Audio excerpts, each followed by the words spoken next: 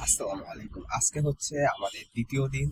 প্রথম দিনে আমরা ডার্মাওয়ালা ইউজ করছি, সিরাম ইউজ করছি।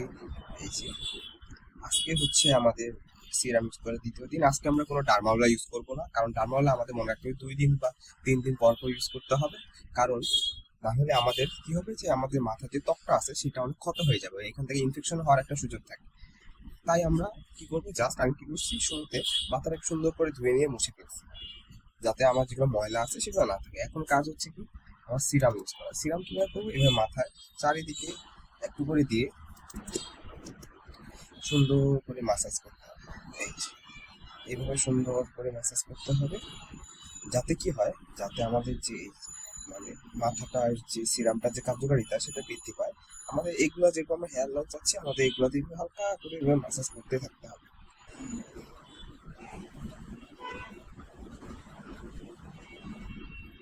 সবাই মাসাজ করবো, এভাবে কিছুক্ষণ মাসাজ করতে হবে পুরো মাথা, যাতে আমাদের ভালো কাজ হয়।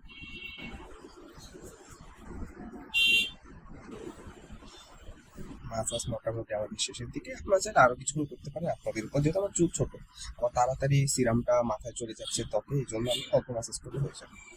তাহলে এটাই হচ্ছে আমাদের দ্বিতীয় দিনের ফলাফল, দেখা যাক কি হয়।